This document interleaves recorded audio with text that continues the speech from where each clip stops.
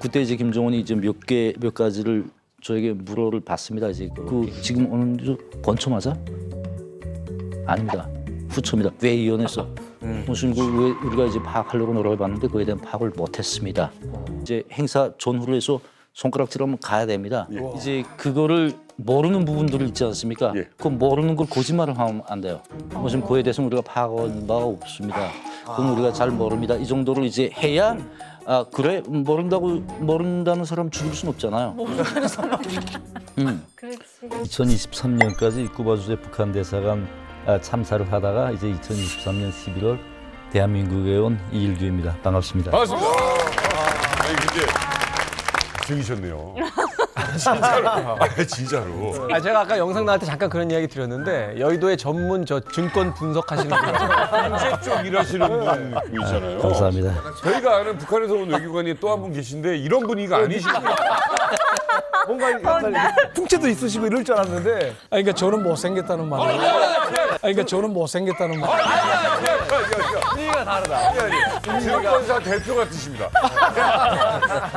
아니 그런데 북한 외교관이시면 여기 유 대사님하고도 혹시 친분이 좀 있으신가요? 유현우 대사님 같은 경우에는 이제 외고대학 이제 동문이고 외무성에서도 이제 제 사무실 딱 옆에 사무실에 있었어요. 근데 유 대사님은 저보다 대선배죠. 왜? 저는 이제 외국 학원을 졸업하지 못한 상태에서 쿠바에 유학을 갔어요. 한 5년간 유학을 가 있었고 그러다 보니까 이제 유 대사님보다 한 5년 후배가 됐죠. 이제 외무성에 와서도 이제 대사님은 계속 그 고위급이잖아요. 저는 바닥이고. 그러니까 이분은 계속 해외 생활하는데 저는 또 이제 내부에서 그냥 묻혀 있고 하다 보니까 많은 접촉은 없었습니다. 제가 우선 이일규 참사님이 이제 대한민국에 왔다라는 그 탈북 소식을 듣고 정말 깜짝 놀랐습니다. 그러니까 제가 중동과에 있었고 이제 이일규 참사님은 라틴 아메리카 담당과에 있었습니다. 그러니까 그 과가 진짜 앞뒤에 같이 있었던 사무실이 그러다 나니까 뭐 지나가면서도 쭉 들어가서 담배 한 대 없나라고 이제 물어보기도 하고 뭐 그런 관계였습니다. 근데 외교관끼리도 이렇게 담배 삥을 뜯고 제가 뭐 많이 뜯겼죠.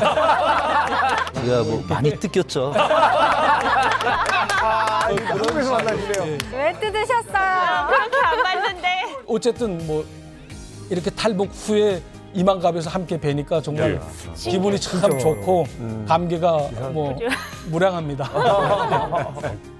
또 엘리트 외교관이었던 만큼 또 참사님의 또 과거가 좀 궁금하거든요. 집안이나 이런 것들이 좀 엄청났을 것 같은데 어땠나요? 될 놈 될 이런 말 있죠. 델롬델. 될 사람은 되는 거예요. 리일규 참사님에 대해서 제가 좀 뒷조사를 해봤습니다. 어렸을 때부터 아예 리 참사님은 외교관이 되기에 남들보다 훨씬 더 이제 유리한 조건에서 성장을 한 걸로 확인이 됐습니다. 이제 리 참사님의 아버님 같은 경우는 조선중앙통신 기자 생활을 하셨어요. 근데 이제 북한에서의 이 조선중앙통신 기자는 우리나라 기자들과는 좀 느낌이 달라요. 북한 사회 내에서도 이제 계급도 더 높고 그리고 여건도 더 좋고 당성도 더 투철한 굉장한 북한 사회에서 엘리트죠.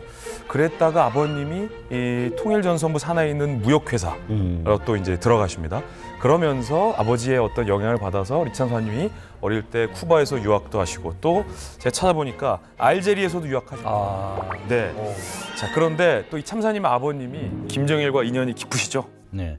우리 아버지가 이제 그 중국 북경대학 그 유학생이거든요. 근데 그때 1967년도에 이제 말리 대통령 당시 모드프케타라는 대통령이 있었어요. 그 대통령이 북한에 와가지고 이제 김일성 접견을 받았는데 그때 당시 김정일이 김일성 종합대학을 다닐 때입니다. 다닐 때인데 그때 처음으로 김정일이 자기도 한번 대활동을 해보겠다라고 해서 김정일 통역이 필요했습니다. 네. 근데 그때 당시 프랑스어 통역이 많지 않았고 그러다 보니까 이제 북경대학에서 유학하는 사람들 중에서 선발해서 김정일 통역으로 데려와라 해서 그때 우리 아버지가 왔죠. 프랑스어를 하셨던 거예요? 네, 우리 아버지는 프랑스어거든요. 그래가지고 이제 들어와서 김정일 통역을 했고 그래서 이제 그때 그 고영한 원장님께서도 나와서 말씀하신 게 있어요. 이제 김일성 통역을 하니까 후에 홍삼이 나왔다. 근데 우리 아버지가 똑같은 얘기를 했거든요. 홍삼 선물을 받았다고. 네, 그때는 아마 홍삼을 선물로 많이 줬나 봐요. 그래가지고 이제 아버지가 와서 처음에는 외교부에 들어왔었습니다. 외교부 들어왔다가 이제 그때 중앙방송위원회 대방송을 이제 한창 시작할 때다 보니까 이제 실력 있는 사람들을 거기다 뽑으면서 방송인에 갔죠. 중요한 자리였네요. 그랬다가 이제 해외 좀 나가서 돈 좀 벌자는 목적도 있었겠죠. 그래서 제가 아버지를 따라서 알제리에 가서 이제 조개지에서 프랑스어를 배웠고 몇 살 때 가신 거예요? 그때가 제가 12살 때입니다. 유학을 가셨는데 12살을. 감시와 통제가 굉장히 심했던 이제 북한 사회에 사시다가 이제 아버님을 따라서 이제 처음으로 해외에 나가시게 됐잖아요. 그러면서 이제 새로운 세상이 펼쳐지게 됐는데 사실 이제 나이가 들어서도 그런 새로운 세상을 만나게 되면 충격이 큽니다만 젊은 날에 그런 것들을 경험하게 되면 더 많은 충격이 있었지 않을까 하는 또 생각이 드는데요. 그때 제가 이제 해외 나갈 때 84년 그때는 이제 해외 인터넷 그런 게 없을 때입니다. 인터넷이 없고 또 그때 당시는 북한이 상대적으로 삶이 괜찮았어요. 해외 이제 막 그 나가고 싶은 갈망이 좀 새로운 세계를 맛본다, 경험한다. 그래서 이제 해외 나갔고 어릴 때 세뇌가 잘 안 됐을 때 이제 소구 문화를 많이 받았고 알제리는 이제 아랍권 지역이지만은 알제리 그 북아프리카에서 알제리는 프랑스의 식민지 오래돼 있다 보니까 프랑스 영향을 굉장히 많이 받은 나라거든요. 특히 거기서 이제 우리 아버지가 저를 데려가서 처음엔 아랍어 그냥 배우게 할 수도 있었습니다. 그럼 공짜거든요. 근데 굳이 우리 아버지가 프랑스어 자기가 본인이 전문가니까 프랑스어를 배워라 해가지고 프랑스 조개지에 갔다 였는데 그때 우리 아버지로 월급이 한 250불 정도 됐어요. 제 기억에는. 근데 이제 그 학교에 이제 그 학비만 월 학비가 150불이었거든요. 그걸 다 버리면서 이제 프랑스 학교에 갔다 였어요. 근데 프랑스 학교에 가서 이제 생활하면서 프랑스라는 게 원래 유럽에서도 굉장히 보수적인 나라입니다. 북한이 이제 유럽의 나라들과 이제 그 수교를 다 하면서도 유일하게 아직까지 수교를 못한 게 프랑스거든요. 그 정도로 이제 프랑스가 많이 그 보수이고 북한을 보는 시각이 굉장히 안 좋습니다. 프랑스 같은 경우에. 그러다 보니까 제가 어릴 때 프랑스 조개지 학교 들어가서 그 물에 꽂혀 들어갔죠. 가뜩이나 프랑스 사람들이 흑인보다 아시아 사람들을 좀 더 안 좋아합니다. 네, 그게 이제 플러스 노스코리아 하니까 굉장히 그 선생님들도 그렇고 애들도 많이 이제 그 차별을 많이 하더라고요. 와, 어떤 차별이 있어요? 이렇게 제가 단적인 실례를 하나 들겠는데 이제 그 익스포지션이라는 걸 많이 합니다. 이제 프로젝트를 주고 거기에 대한 이제 소개 그런 그 프로젝트를 많이 했는데 제가 그때 평양 산원 뭐 이런 걸 갖다가 이제 해가지고 좀 새롭게 하겠다라고 했는데 북한은 그렇지 않습니까? 이제 평양 산원은 그 위대한 김일성 동지께서 뭐 어쩌고 저쩌고 김정일 동지께서 또 어쩌고 저쩌고 하면서 그걸 그대로 다 거기다 써서 지금 하는데 선생님이 그거 한참 듣더니 이제 정말 너는 소개할 게 없구나. 이런 산원은 소개할 게 없어. 산원은 정말 이 세상 어디에도 다 있단다. 이런 걸 내가 너한테 소개하는 게 아니라고 그때 엄청 충격을 받았죠. 그때. 그리고 다음으로 이제 너희 수령은 정말 그 일이 없는가 보다. 산원 건설하는데 그렇게 막 그 시간을 바치고 막 근데 그런 하나하나의 요소가 프랑스 학교에 다니면서 소구 문화에 대해서 많은 걸 접했고 이게 진정한 삶이다라고 해서 소구 문화에 대한 이제 그 생각을 많이 하고 있었습니다. 네, 어릴 때부터. 첫 해외 생활을 이제 알제리에서 시작을 하셨습니다. 그런데 쿠바로 이제 인연을 맺게 되시잖아요. 어떤 계기에 의해서 이제 알제리에서 쿠바까지 이제 가시게 되는 건지. 아버지가 그 알제리에서 한 3년 정도 근무하고 돌아오셔서 통일전선부 일본 담당을 했어요. 그래서 이제 중요할 때다. 매해 그때 김일성이 이제 총련에 교육 원조비를 100만 불씩 보낼 때가 있었습니다. 그때 그 100만 불을 마련하는 그런 조에 있었거든요. 그 후에 다시 이제 쿠바에 가서 이제 그 중남미 지역에서 활동하는 봉사원들한테 이제 자금을 보송하는 위치에 있었죠. 와. 그래서 이제 89년에 다시 쿠바에 가서 한 5년간 유학을 다시 했죠. 다르다. 그래, 완전 이건 서울갈 당나귀 발통부터 다르다더니 이건 때까지 다르다 이거죠. 별성 싶은 나무는 떡잎부터 다르다 뭐 이런 북한 이런 중남이에요. 그런 건데 실례요.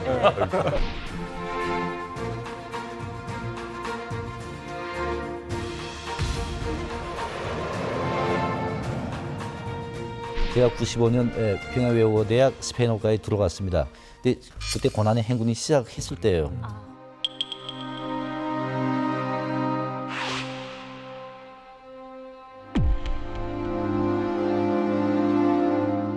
바닥으로 추락을 해서 대학을 다녔는데 우리 학급에서 이제 그 도시락 싸가지고 다니잖아요. 유일하게 강냉이 밥 싸가지고 다니는 게 저였거든요. 어머머. 우리 어머니도 엄청 울었습니다. 그것 때문에 아들한테 이 밥을 못 사주는 그 아픈 마음에 정말 위에서 살다가 바닥에 떨어진 걸 그때 제가 체험을 했죠. 한 방에. 그렇게 힘들게 공부를 하고 99년에 이제 웸송에 입부를 했는데 처음에 가면 이제 뭐 제가 앞서서 말씀드렸지만 크게 뭐 뒤에 배경도 없고 유대사님처럼 그렇다고 집에 뭐 큰 돈도 없고 예, 우리 신분 같은 그 동문이라도 신분이 엄청 차이 납니다. 그러다 보니까 이제 저는 강내의 밥도 없어서 변도를 못 사게 해주고 다녔습니다. 맞아 그때는 장가가기 전이죠. 맞아. 아, 장가가기 전. 장가가 그러니까 처갓집이 부자니까. 장가가고 생활이 폈으니까. 그렇죠.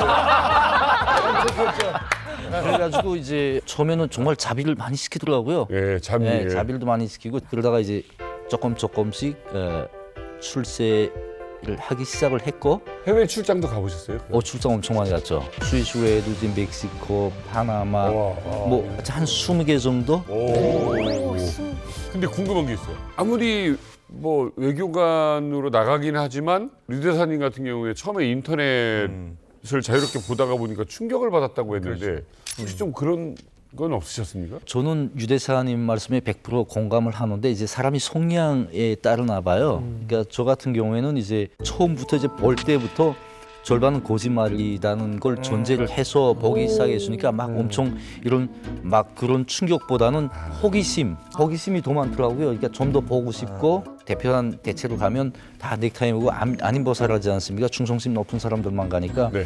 근데 이제 저녁 들어가면 호텔에서 인터넷 검색하고 뭐 김일성, 김정일 뭐 이제 내부 북한 사람들이라고 하지만 북한 내부에 대해서는 이 외부 사람들보다 모르거든요. 엄청 궁금하니까 계속 그걸 파보곤 어떤 때는 밤새껏 파보곤 충혈된 눈 가지고 아침엔 한인버섯하고 이제 다 강심 높은 것처럼 네 그렇게 하고 하루 종일 또 저녁에 빨리 들어가서 그걸 파보고 싶은 생각 그 호기심이 중독이 되더라고요. 김정일이 어디서 출생을 했고 그다음에 그 비하인드가 있잖아요. 이제 그 여성 편력이라든가 이런 게 굉장히 우리 장군님이 이 정도라고? 야 이게 정말 아니 그게 점차가다 설마 그럴 수도 있겠다. 뭐 그게 절대 권력인데 누구도 들여다보지 못하는데 뭔 짓을 못하겠어. 이렇게 점차 변하는 거죠. 네. 자, 외무성에서 이제 출장을 다니시면서 이제 해외 경험을 사시게 되셨어요. 그리고 나서 이제 정식으로 어느 나라로 첫 발령을 받게 되시는 겁니까? 제가 제일 처음이자 마지막으로 계속 연속적으로 파견된 게 쿠바거든요. 쿠바 3등 소위관으로 발령을 받았고 1년 후에 이제 대직급 1등 소위관으로 해서 거기서 한 4년 반 동안 근무를 했습니다. 제가 쿠바에 대해서 조금 부연 설명을 해드린다면, 그러니까 북한에는 중점 국가라고 따로 있습니다. 네. 그러니까 쿠바와 시리아는 한국과 수교를 하지 않은 나라이기 때문에 그런 나라들에 한해서는 북한에서는 이 나라들을 가리켜서 중점 국가라고 하거든요. 예. 그러니까 특히나 쿠바인 경우에는 공산당이 유일하게 그러니까 남미에서 공산당이 유일하게 집권하고 있는 사회주의 국가 아닙니까? 거기에다가 또 쿠바가 중남미에서 또 영향력이 조금 있다나니까 베네수엘라, 브라질과 같은 자위계가 집권하고 있는 그런 나라들에 대한 그 관계도 아주 원활합니다. 그러니까 북한의 입장에서는 이 쿠바를 통해서 이 나라들과의 관계를 계속 확대해 나갈 수 있는 그런 고점적인 국가로서의 위치를 가지거든요. 그래서 쿠바가 아주 중요한 국가라고 말할 수 있습니다. 저는 뭐 어렸을 때 피델 카스트로 TV에서 하도 나와가지고 맞아요. 그 얼굴도 기억나요. 털 이렇게 시커먼 거나고 담배 이만한 거 이렇게. 맞아요. 네.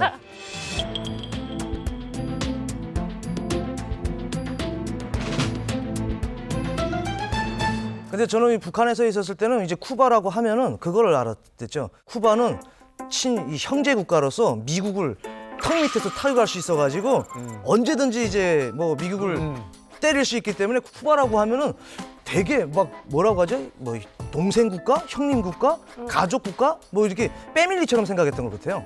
저희 뭐 가족에서도 쿠바라고 하면 좋은 인식 가보지도 못했는데 그렇게 좋아했어요. 진짜? 진짜 가보지도 못했는데 쿠바를 좋아했어요. 그런 거 있어요? 아유, 그럼요. 쿠바에서 뭐 귀빈이 방문했다 이러면 뭐 제가 아는 귀빈이 아닌데 TV 그렇죠. 보면서 우와. 부산 살면서 그렇죠. 네, 무산을 자꾸 무시하니까 진짜. 아니요, 오해하지 마세요. 아니요. 부산 분들 저 여기 많으시네요. 한경 분들이 얼마나 많이 와. 아니, 이거 쿠바랑 상관이 없잖아. 지금 내가 배고픈데. 그래도 어쨌든 그렇게 반가웠어요. 왜냐하면 쿠바는 우리를 도와주는 국가라고 부산 사람들은 많이 생각했어요. 진짜? 그래서 저도 고난의 행군 때 쿠바에서 도움 좀 받으면 되지 않을까? 이런 생각도 많이 했었고요. 어쨌든 쿠바는 형제 국가다라는 거를 저 무산에 있는 은희 씨도 할 정도면 이거는 보통이 아니잖아요. 그러면 난 콕 집어서 저기 가야겠다라는 이유가 좀 있었을 것 같아요. 쿠바는 북한에서 이제 중시하는 국가거든요. 이제 그 중에서도 가장 중요한 거는 한국이랑 수교를 하지 않은 나라라는 그런 중시하는 데는 여러 가지 이유가 있었습니다. 그 외에도 이제 쿠바산 시가를 가지고 이제 외화벌을 좀 할 수가 있고 하니까 이제 다른 나라보다는 좀 이제 장사가 되는 네네. 그런 지역이다 보니까 이제 사람들이 많이 가려고 하죠, 쿠바에. 그렇죠. 근데 그 시가 같은 거가 지금 뭐 자세히는 얘기를 일부러 안 하시는 것 같은데 싼 게 이만한 게 8,000원, 비싼 거 3만 원 뭐 이래요. 지금은 진짜 최상급들은 한국에서 유통되는 게 5만 원, 6만 원이 넘어요. 한 대. 네, 담배 입 말아서 준 건데도 그 정도 가격이잖아요. 근데 이런 것들이 가능한 이유가 바로 외교관들에게 주어지는 외교 행랑 특권 때문입니다. 이 국제 협약상 외교관들의 가방은 함부로 열어볼 수 없게끔 돼 있습니다. 여기서부터는 이제 자국의 주권 영역에 속해서 열어볼 수 없어요. 왜냐하면 본국에서 굉장히 기밀스러운 이야기들이 이 외교 행랑을 통해서 오고 갈 수도 있는 거죠. 원래 취지는. 그래서 저걸 열어보는 순간 내정 간섭이에요. 어머나. 네, 그래서 굉장히 외교적인 분쟁도 나올 수 있는데 북한은 이제 요거를 악용하는 거죠. 여기에 이제 시가를 그득 담아서 몰래 이제 빼돌리게 되는 거죠. 이런 외교관들의 특혜를 잘 이용하면 이제 밀수도 이렇게 원만하게 할 수 있는 거죠. 외교 행랑, 그 디플로마틱 레게지라고도 하고 파우치라고도 하고 여러 가지 표현은 많습니다. 딱 저런 형식을 띈다는 법이 없습니다. 아, 그래요? 네, 여러 가지 형태를 띌 수 있죠. 박스가 될 수도 있고 그 외교 행랑의 형식이 중요한 게 아니고 외교 행랑이 찍힌 도장이랑 신소장 그 문건이 그 중요한 거죠. 이제 체법권이 적용이 되고 일체 열어볼 수 없습니다. 그런데 뭐가 있냐면 공항들마다 자국의 안전을 위해서 엑스레이는 통과를 시키게 되어 있는 나라가 있고 이걸 금지시하는 나라가 있거든요. 네. 대부분 이제 그 미국이나 소유럽 쪽은 다 엑스레이 통과를 시킵니다. 그러다 보니까 이제 이런 외교 행랑을 가지고 이제 어떤 불법 행위를 못 하거든요. 그러다 보니까 개발국, 쿠바라든가 이런 그 중동이라든가 아프리카라든가 이런 지역에서는 외교 행랑에다가 놓고 당당하게 이제 외교 특권과 특전을 행사를 하죠. 못 본다. 아, 이게 오늘 처음 제대로 들었네. 중요한 얘기네. 네, 아니 진짜 외교관들의 이 특권이 어마어마한 것 같은데요. 아니 쿠바 말고 좀 외교관 분들이 좀 선호하는 다른 나라들은 있나요? 제가 뭐 구체적으로 다 알 수 없지만 제가 아는 범위에서는 이제 그 쿠바보다도 이제 파키스탄이라든가 파키스탄. 그리고 남아프리카라든가 남아공, 인도라든가 중국, 러시아 이런 돈이 되는 지역이 있습니다. 남아공에서 이제 코뿔소 뿔 가지고 뿔이요? 이걸 코뿔소 뿔이 얼마나 우습냐면 우간다 같은 데 가면 코뿔소 뿔이 이제 한 3.5kg에서 1등급은 5kg까지 하는 게 있습니다. 근데 대체로 장사하는 게 3.5kg짜리인데 이거 하나를 한 1,000불 정도 주면 사거든요. 이게 중국에 가면 한 킬로당 이제 제일 저렴할 때 25,000불 하거든요. 2,500만 원입니다. 네. 빅스터예요? 비싸면 3만 불까지 하는데 10배가 넘는데? 코뿔소 뿔 하나만 가지고 가면 한 10만 불이 생기는 거예요. 그러니까 5kg짜리 가져가면 1억 한 2, 3천 생기는 거예요. 그리고 이제 뭐 인도나 러시아 같은 경우에는 이제 그 약을 사서 북한에 보냅니다. 북한에 약이 없으니까 아, 예, 예, 예. 그러니까 약을 거기다 보내면 또 거기서 북한에서 돈이 나오죠. 예, 중국에서는 또 옷을 사서 북한에 들어보내면 또 돈이 나오고 아무튼 모든 그 할 수 있는 모든 공간을 다 이용하죠. 돈 외화물을. 그러니까 외교에 신경 쓰기보다는 사실은 가서 이제 돈 벌 국리들이 우리 되는. 북한에 있을 때는 제가 부국장을 했는데 부국장 월급이 원래 2,700에서 3,000원이에요. 북한 돈으로. 1달러가 8,000원이고 예, 그러니까 제 러임은 3,000원이었어요. 0.5달러 하면 안 돼.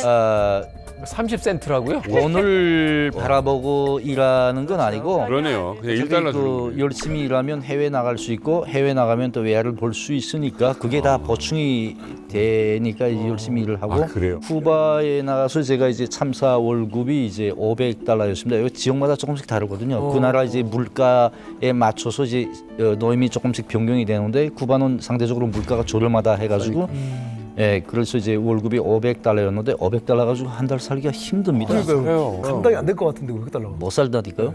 그러다 보니까 이제 하지 말라는 짓을 약간씩 하죠. 하는데 예, 약간씩 가끔 이렇게 웃으실 때 매력 있다. 지금 제가 보니까 캐릭터는 약간 무게감으로 잡으셨어. 근데 본인도 모르게 웃으시는 거야. 어이가 없어. 지금 웃음이죠. 근데 이제 더 웃기는 건 뭐냐면 이제 우리 외교관 외무성에서 파견한 외교관들 같은 경우에는 그래도 이제 국가가 임대료금을 다 주고 대사관 이제 무슨 유지비 같은 거 우리가 걱정을 안 합니다. 그러나 이제 외화벌이 일꾼들 같은 경우에는 노임을 안 줍니다. 딱 기준 노임은 넌 얼마다라고 제정만 해주지 노임을 안 주거든요. 네가 벌어서 네 노임은 네가 충당해라. 그리고 이제 상납금이라고 이제 표현을 하는데 북한에서는 상납금이라고 하지 않고 계획분이라고 합니다. 계획분.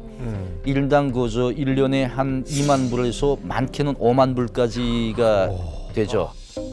물론 이제 내적 소위 말하면 내적 말씀이라는 게 있습니다. 정말 그 대외 공개하지 못하는 험악한 그런 말씀드리려고 하는 그런 게 있는데 그걸 이제 우리가 접수해서 보면 정말 그 해외 나가서 돈 번다는 놈들이 돈 벌어서 이제 나라에 충성한다는 거 말로만 하지 실제 이거 도움이 안 된다. 이것들이 나가서 장사를 하면서 원래 대적 이미지가 나빠지고 내 권위가 떨어지고 이거 절대 못하게 하라고 말은 하거든요. 그러면 상납금 제도를 없애야 되잖아. 그렇죠. 그러니까. 못하게 하고. 그러면 그 말씀을 이제 대외에 공개할 수 없는 말씀이다 보니까 이제 일부 그 고위급들에만 전달을 합니다. 그럼 이 사람들을 밑에다 야구 우리 파견된 단위들 상납금 이제부터 그만두라고 해. 이렇게 되는 게 정상인데 이게 아니고 야 걸리면 죽어. 걸리면 네가 책임져야 돼. 절대 불법 외화벌이는 하지 마. 하고 뒷끝에다가 근데 이달 그 계획은 며칠 날까지 꼭 보내와. 강도네. 그게 참 모순된 거고 야. 제가 이제 존재로 우리 외교관들 경우에는 그런 고정적인 상납금은 없다고 했지만은 유 대표님 잘 알겠지만은 매 명절만 되면 또 매 계기별로 어떤 기금을 내라 무슨 충성회 무슨 뭐 어떤 지원 사업을 해라 이게 정말 매번 한 번씩 100달러 낼 때마다 그 와이프한테 눈치를 보고 온갖 거짓말을 다 가문니스를 다 해서 그 한 푼 한 푼 뽑아서 내면 실제 그 500달러 가지고 생활하기도 바쁜데 그거 다 그쪽으로 원래 보내거든요. 그러니까 어쩌겠습니까? 할 수 없이 불법 장사에 손을 대거든요. 그렇게 보면 결국은 이 불법 장사의 배경엔 누가 있냐? 김정은 정권이 있는 거죠. 그러네요. 하지 말라고 하면서 그럼요. 뒤에다 대고 쓱. 아니 외교관한테 세상에 그런 압박을 주고 저도 이제 북한 평양에서 외무성에 있을 때는 아까 이 잠사님 말씀하신 것처럼 월급으로 한 3천 원 정도를 받거든요. 그리고 또 이제 해외에 나왔을 때에는 이제 뭐 나라마다 또 지역마다 조금 다르긴 하지만 제 월급이 460유로였습니다. 그러니까 거의 한 500달러 비슷하게 50만 원. 예, 이렇게 받았는데 사실 이 돈 가지고 살림한다는 거는 정말 어렵거든요. 그리고 또 아이를 또 공부시켜야 되잖아요. 그렇죠. 그러다 보니 별 수 없이 이렇게 불법 장사를 해서라도 이제 그걸 생활에 조금 보태느라고 장사를 합니다. 우리나라 같은 경우는 수업료, 아이 교육비 같은 건 나오거든요. 지원. 원래는 이제 파견되는 국가에서 대부분 모든 나라들이 다 무료 교육을 합니다. 그러다 나니까 이제 원래 그 나라의 학교를 다니라는 게 원칙인데 저희 같은 경우에는 이슬람교 국가 아닙니까? 그러니까 이 학교에 이제 중고등 학교를 다니게 되면 성경 공부를 따로 해야 돼요. 그러니까 북한에서는 그거 하면 안 되는데. 절대 이건 못 하거든요. 그러니까 별 수 없이 국제학교에 보내야 됩니다. 그러네요. 월급 가지고는 되지도 않습니다. 어마어마해요. 전 세계 어디를 가거나 그러다 아무리 가난한 나니까 나라에 가도 국제학교는 엄청나게 비싸요. 그러니까 별 수 없이 불법 장사를 하게 되는 거야. 그리고 또 2000년대 초반부터 또 평양시에서 외무성에서 근무하는 그런 사람들을 가리켜서 넥타이는 꽃집이라는 말이 쭉 돌았거든요. 그러니까 왜냐하면 넥타이를 메고 대외 활동은 하지만 실제적으로 버는 건 하나도 없습니다. 월급 이외에는 아무것도 없거든요. 불법 장사를 하지 않게 되면. 예, 그러다 보니 이제 다른 사람들이 특히나 이제 무역 활동을 하는 그런 분들이 저희들 보고 넥타이맨 꽃집이라고 이렇게 막 흉을 보거든요. 이제 코뿔소 씨가 이런 말씀들을 많이 하는데 제가 이 말을 될수록 하고 싶지 않은 이유가 딱 한 가지가 있습니다. 제가 아까 전제에서도 말씀드렸지만은 정말 이 외교관들이 뭐 내가 정말 큰 부자가 되고 부귀 영화를 누리자고 하는 케이스도 있겠죠. 그러나 대부분은 정말 김정은 정권이 등살을 못 이겨서 이런 그 불법 장사에 하지 않으면 안 되는 정말 눈물 나는 그런 사연이 더 많습니다. 이게 제가 여기서 다 털면 우리가 두고 온 동료들이 그러니까 어떻게 살아가겠습니까? 그러네. 그러니까 조금 더 두고 온 동료들한테 배려 차원에서 제가 입을 많이 다물죠. 그런데 실제 이건 그분들 잘못이 아니거든요. 정말 외교관이 탈을 쓰고 외교관이 넥타이를 메고 그런 행위를 하지 않으면 안 되게끔 만드는 정말 극악한 그런 정권 때문에이고 저는 지금 이 상황에서도 제가 두고 온 동료들은 지켜주고 싶어서 그래서 깊이 있게 얘기를 안 하는 점 이해해 주셨으면 좋겠습니다. 바라던 바대로 쿠바로 첫 파견을 가게 된 이일규 참사님. 그럼 이제 탄탄대로 걷는 겁니까? 그렇죠. 첫 파견 때가 이제 아까 3등 서기관으로 쿠바 대사관에서 일하셨잖아요. 그 시기가 2011년 9월부터 이제 2016년 1월까지 쿠바 주재 이제 북한 대사관에서 3등 서기관으로 나름 잘 이 대사관 생활을 지내시는 거예요. 그런데 이제 예상치 못한 쿠바에서의 큰 장애물이 이일규 참사의 앞길을 꽝 하고 가로막게 됩니다. 2013년 7월 그러니까 쿠바에 부임한 지 2년이 채 되지 않았던 그 시기에 전 세계를 떠들썩하게 만들었던 사건이 빵 하고 국제적인 사건이 터지게 되는 겁니다. 뭐지? 자, 바로 쿠바에서 출발한 이 선박 때문에 발생하게 됩니다. 저기 뭐야? 여러분, 북한 인공기 이 배는 어디 배일까요? 인공기 인공기. 북한 소속인 이 선박의 이름은 들으시면 알 거예요. 청천강호 사건. 이거 들어봤다. 청천강호. 세계를 떠들썩하게 만들었던 사건인데 어떤 사건인지 저희가 영상으로 준비했습니다. 파나마 정부가 미사일 부품으로 의심되는 화물을 실은 북한의 선박을 납포했습니다. 미사일이요? 이거 사건이 좀 컸죠. 13년.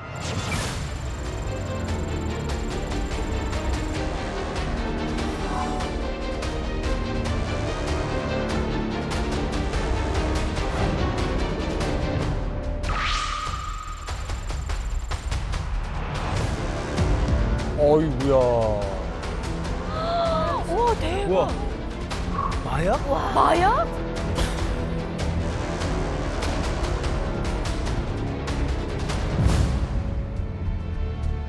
De parte del capitán y sus 35 tripulantes. Al capitán inicialmente le dio como un ataque al corazón, después trató de suicidarse. 자살? 뭐야? 왜? 왜 이렇게까지? 왜 자살?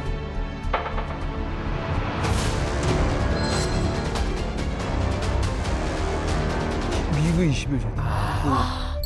저게 숨겨져 있었구나. 와. 전투기를 분해해서 실은 거예요. 야. 이거 우리 참사님이 한 거야? 참사님이 분해하셨다고요? 설마.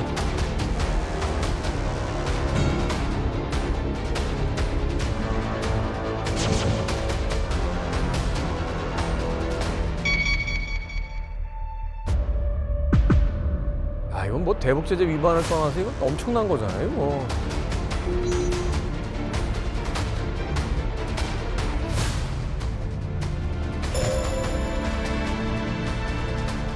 어머. 있다.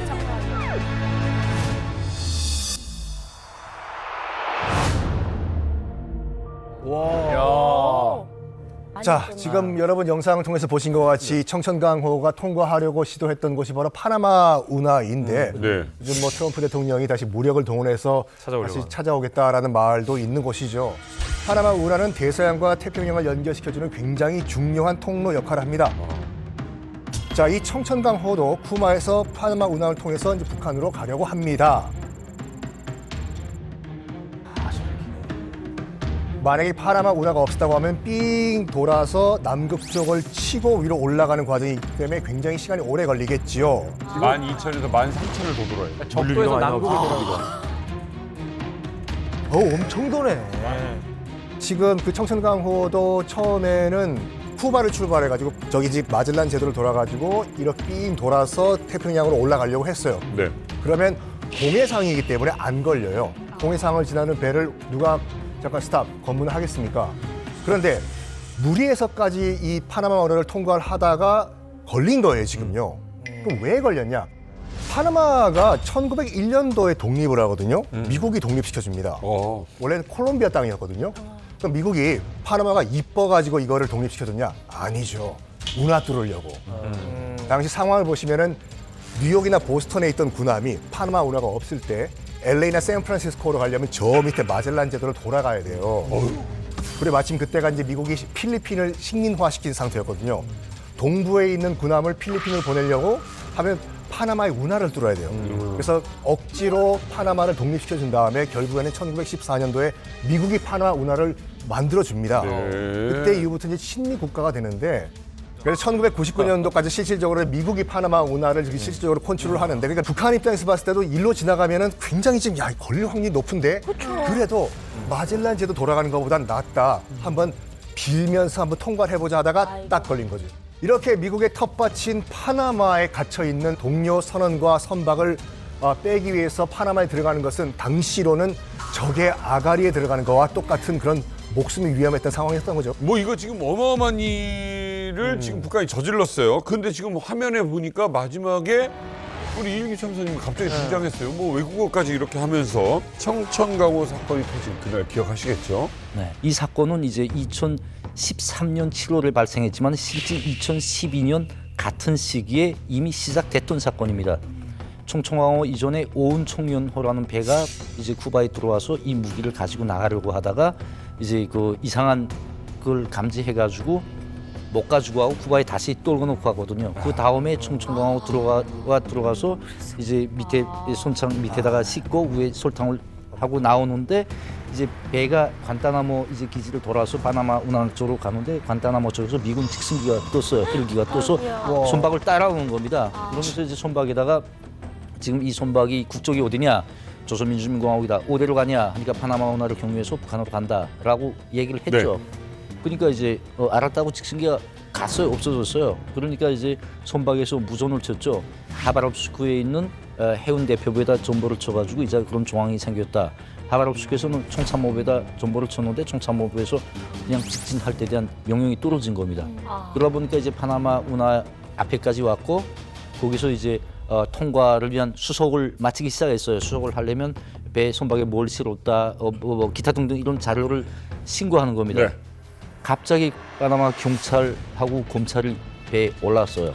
처음에 명목을 걸은 건 마약 밀매, 마약 혐의가 있다. 한국에 이제 들어갈 때 선원들이 이제 잠을 자려고 북한에서 디아제팜 많이 쓰잖아요. 디아제팜은 마약으로 분류가 됐습니다. 그래서 이제 러시아에서 잠깐 마약 그런 사건 연루 흠집이 있는 배거든요. 그러니까 제일 걸기 쉬운 게 마약이다.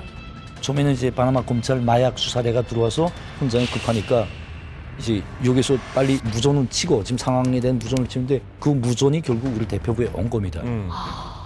2013년 7월 10일 그때 당시 이제 우리 대사관에서 일 다 끝내고 저녁에 모아서 주패 치면서 한 잔 먹을 때인데 사건이 터졌다고 이제 다 모이라고 그러더라고요. 그래서 대사 그때 당시 이제 쿠바 대사가 전용진 대사였는데 장성택이 그 매부였죠. 그래가지고 이제 모이라고 해서 가 보니까 그러니까 이제 대사가 있고 참사가 있고 국방무관이 있고 그다음에 이제 그 이경재 대표 이제 제가 앉은 겁니다. 그래서 이제 저보고 이제 사건에 대해서 개괄 하더라고요. 이 선박에 뭐가 실렸고 어떤 경로를 통해서 가다가 어떻게 현재 잡힌 상태인데 이제 그 해결을 하자니까 이제 이게 지금 미국을 비롯해서 국제사회에 이목이 집중이 됐다 하니까 이제 정말 이 사건이 배후에 있는 사람들은 다 빠지고 이제 웸성에서 해결하기로 결정을 했다라고 하면서 저한테 이제 그 담당자를 하라는 겁니다. 그때 이러셨겠네요. 무섭네. 정말 말씀하신 그대로 무섭네. 저는 부담되는 정도가 아니고 거부감이 들더라고요. 나는 그 선박이 쿠바에 들어왔다 나간 것도 몰랐습니다. 그런데 갑자기 지금 이걸 지금 뭘 싸면 누가 씻어준다고 지금 결국은 나한테 지금 뻘이 넘어왔죠. 그래서 저는 그 못하겠다고 이제 점잖게 거절을 했죠. 그런데 이제 저하고 이제 같이 화면에서 나왔던 분인데 그분이 정말 대선배였고 잘 아실 겁니다. 우리 유 대사님이 우리 담당 부국장도 하셨고 저보고 이제 같이 하자고 그러더라고요. 설복을 하더라고요. 그래서 아 정말 그때 참사했는데 참사했는데 나는 못하겠다. 이거 정말 이거 잘못했다가 내 이제 시작인데 그럼. 끝장나지 않나. 그럼요. 그러니까 이제 자기가 다 책임지겠다고. 걱정하지 말고 자기가 다 책임지겠다고. 근데 북한에서 이제 제가 앞서서도 말씀드렸지만 뭐 어떤 사건이 있으면 다 꼴을 자르게 하지 않습니까? 그럼요. 그 말을 믿기가 어려웠지만은 또 그분 자체가 너무 저한테 잘해주셨고 또 그분한테서 하는 말이 진심이 느껴져서 제가 그러면 내가 100번 양보해서 참사원지 믿고 해보겠다라고 해서 그 사건을 제가 담당하게 됐죠. 아, 이건 방울만 단 게 아니라 폭탄 방울이에요. 큰일 나는 거야, 이건. 그래서 이제 그 제가 맡으면서 제가 조건을 걸었습니다. 이제 제가 이 상황을 다 모르니까 일단 한 주일간 시간을 달라고. 저는 처음부터 이 사건을 북한 당국에서 요구한 것처럼 이제 정치 외교적으로 해결할 때 대한 지시가 수차 나왔거든요. 네. 미국이 일방적으로 제재를 하지 유엔 안보리 대북 제재가 나왔지 해결할 수 있는 정치적인 방법이 없는 겁니다. 그럼에도 불구하고 북한은 끊임없이 이제 정치적으로 풀라고 나는 정치적으로 안 된다. 그건 법적으로 대응을 해야 된다라고 주장을 하다 보니까 법적인 대응을 하자니까 제가 법에 대해서 뭘 압니까? 아무것도 모르잖아요. 그래서 저 한 주일 동안 좀 연구를 할 수 있는 시간을 달라고 했고 그 한 주일 동안 제가 이제 파나마 헌법 그리고 이제 운하관리법 그리고 민사소송법, 형사소송법 이 네 가지 법을 한 주일 동안 들이팠죠. 연구를 했죠. 법률을 공부한 적은 없잖아요. 없습니다. 변호사 일을 해보신 적도 없죠. 거기 변호사들 사면 되잖아요. 이게 파나마에는 이제 북한 영향력이 아예 없는 그냥 미국 땅이라고 보시면 됩니다. 누구도 이제 북한을 대변해서 이제 나설 수 있는 사람이 없거든요. 아, 누구도 변호사 네. 거기를 하고 싶어 하지 않는. 그리고 또 두 번째는 그 하나를 살려면 엄청난 자금이 들어가야 되는데 북한은 그 변호사 살 돈이 없거든요. 그 사실 그러면 이제 일주일 그냥 동안 개인 대 개인이 아니라 이제 미국이라든지 파나마를 대상으로 해서 국가 소송을 해야 되는 상황인데. 파나마 땅에서 이제 파나마 정부를 상대로 해서 소송을 걸었죠. 그러니까. 이 사건이 굉장히 전 세계적으로 유명했어요. 저도 그때 취재했고 비하인드를 좀 설명해 드릴게요. 미국이 왜 그때 당시 파나마에서 기다리고 있다가 이 청천강을 세웠는지에 대한 비하인드를 사실 취재했어요. 네. 이거는 북한이 정치 외교적으로도 풀 수 없고 법적으로 대응한다고 하셨는데 법적으로도 사실은 쿠바나 북한이 이길 수가 없는 사건이에요. 모든 실체를 이미 미국이 다 사전에 알고서 이 배를 스탑시킨 거예요. 그때 당시에 조 바이든 부통령이었어요, 미국의. 부통령이 어떤 성명을 냈냐면 이랬어요. 파나마 정부가 북한 청천강호에 불법 무기 수송을 적발했다. 그러면서 미국뿐 아니라 전 세계 안보에 큰 위협을 쿠바와 북한이 끼치고 있다. 이 말은 파나마 보로 그거 절대 풀어주면 안 된다. 또 북한 보로 니네 이거 가져갈 생각하지 마. 라고 당시에 미국 행정부가 밝힌 거죠. 이 판에 북한 당국에서 아까 뭐라고 했다고요? 정치적으로 잘 비벼서 풀어보라?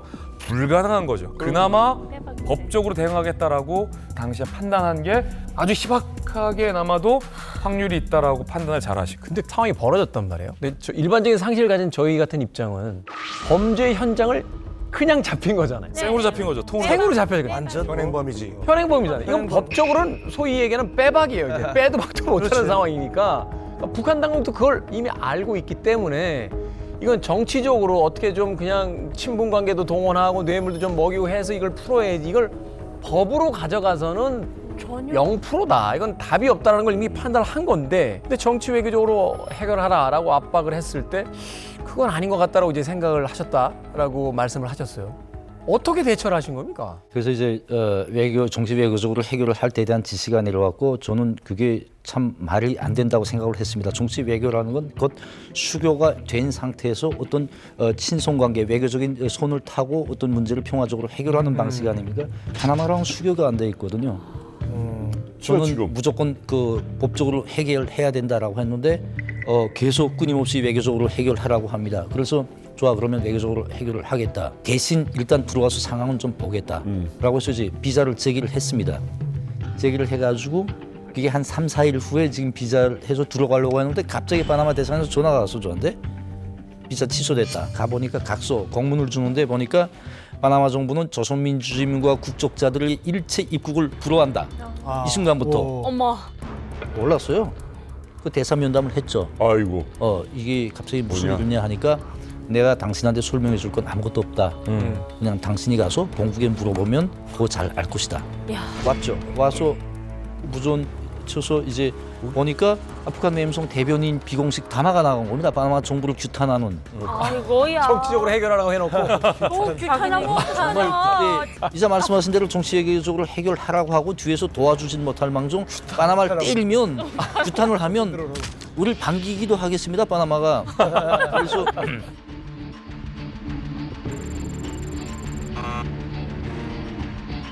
그래도 이제 풀어야 되니까 해결을 해야 되니까 외무성에 다시 정보를 보내가지고 이제 파나마 측에다 탐사급에서 우리 정부급 말고 참사급에서 유감 표시하고 어떻게 하나 들어가게 좀 해보겠다. 승인을 받았고 실제 제가 파나마 대사를 만나서는 사죄했습니다. 유감 표시한 게 아니고 유감 표시가 좀 안 되거든요 이게.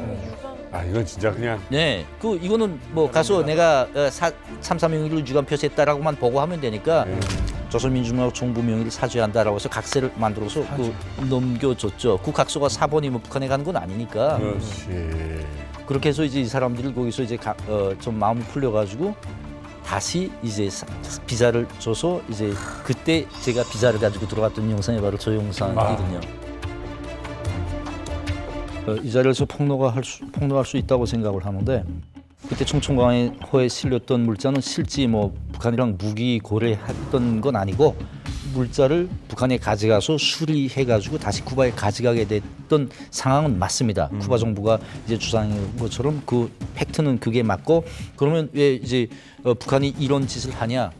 그냥 갖다가 수리해주고 다시 보내면서 받는 돈이 어마어마하거든요. 아 AS 간 거구나. 네. 아.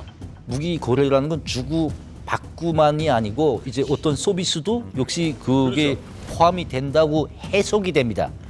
근데 이거를 이제 쌈할 때 우리는 이거는 무기 고려 범주가 아니다. 아니 근데 설탕을 사용을 해서 무게를 덮었단 말이야. 이거는 사실은 범죄의 어떤 행위가 있기 때문에 스스로 알고 이런 행위를 한 게 아니냐 이렇게 또 나왔을 텐데. 자기들도 하는 거죠. 그렇게 해석할 수도 있습니다, 충분히. 근데 그거는 왜 이제 무기를 밑에다가 싣고 위에다가 설탕을 덮었냐? 이거 감추려고 의도했던 게 아니냐? 그렇죠. 누가 봐도. 그치? 누가 봐도 그렇죠. 논리적으로 생각을 해볼 때 설탕은 가벼운 거고 무기는 무거운 거예요. 물에 떠 있는 손박에 무거운 걸 밑에 넣고 위에 가벼운 걸 싣는 게 맞지. 가벼운 걸 싣고 위에다 무거운 걸 올리시는 게 맞냐? 이것도 논리적인 거거든요. 야 그러네. 늘리니까. 뭐 이때 당시 언론에 나온 거 보니까 청천강호에 있던 무기가 파나마 이 자국민들에게 위협이다. 그래서 이거 당신들은 안 된다라고 했어요. 그럼 이거 어떻게 풀어요? 그 논리도. 단순하게 대응했습니다. 좋아. 그러면 당신의 이 위험 물질이라는 걸 입증할 수 있냐? 거기에 실려 있는 포탄, 포알 갖다가 폭발시켜봐. 터지면 우리 위험 물질이라는 걸 인정할게. 안 터지거든요. 너무 낡아서 안 터지거든요. 물론 이게 발사돼서 터지면 터지겠죠. 자연적으로는 절대 안 터진다. 분해된 상태니까. 그렇죠. 만약에 이거는 그냥 가만 자연적으로 터지지 않는 상황이다.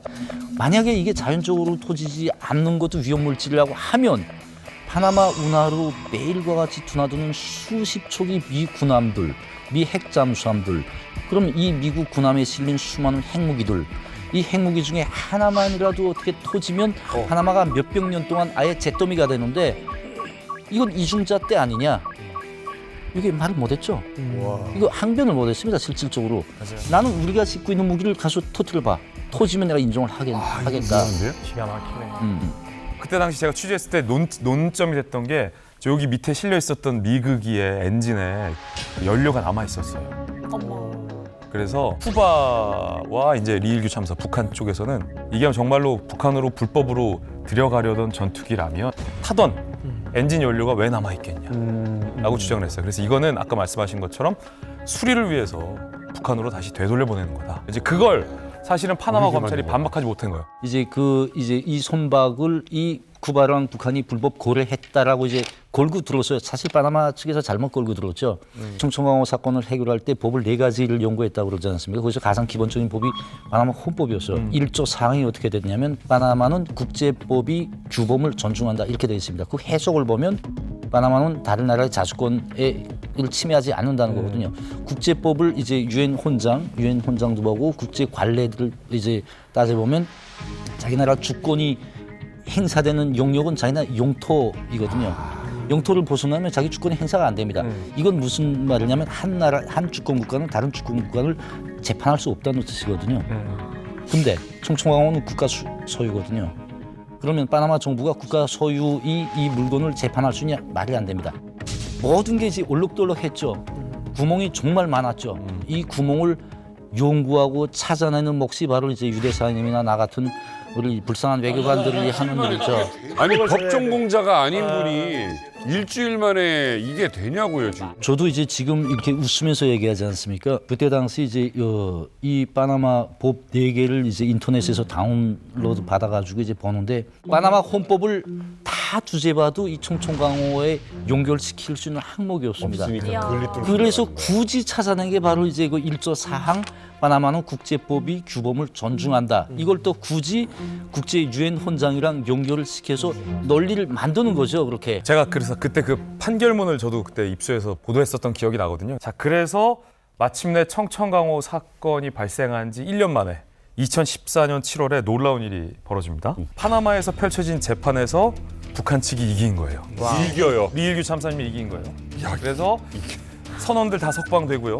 이 청천강호 배도 풀려납니다. 그래서 다시 쿠바로 돌아가요. 북한 입장에서는 리일규 참사님이 엄청난 공을 세운 거죠. 재판에서도 이기고 배랑 선원들 다 빼온 거예요.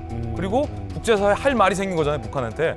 이거 무기밀매 아니다라는 명분을 얻은 거니까 북한에서 너무 고마운 거죠. 그래서 리일규 참사가 이 일을 해결한 공로로 북한 당국으로부터 표창장을 받는데 누가 주는 표창장인가 중요하다는 거예요. 김정은 표창장을 받아요. 맞죠? 제가 이런 걸 자랑할 얘기는 아니죠. 당시 북한식 표현은 김정은 표창장이라고 안 하고 전함 표창장이라고 합니다.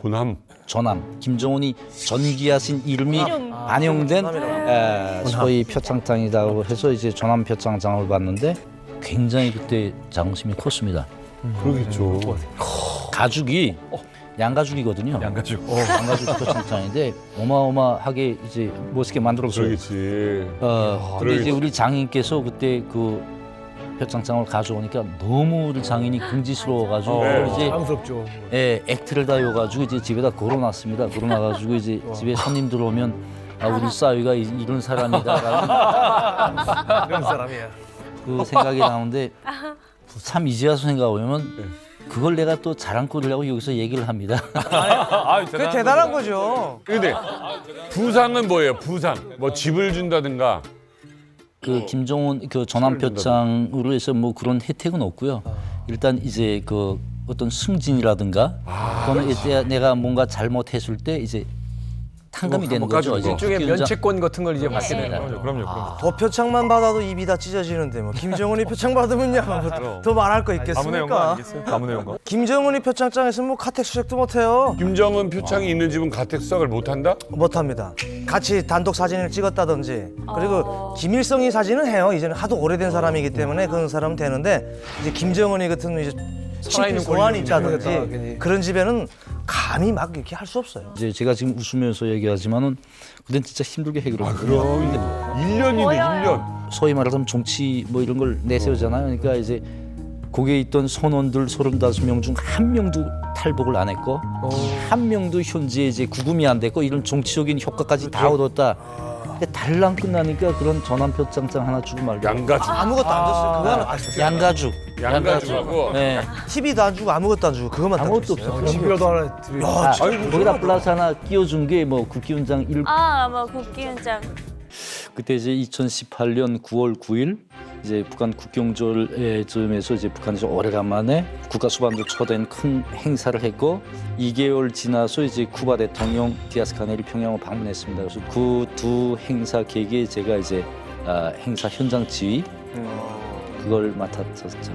미겔 마리오 디아스 까니엘 베르무데스 동지와의 이번 상봉은 두 나라 친선 관계를 영원히 계승해 나가려는 두 당 두 나라 인민들의 확고부동한 의지를 과시하는 분수령으로 된다고 하시었습니다.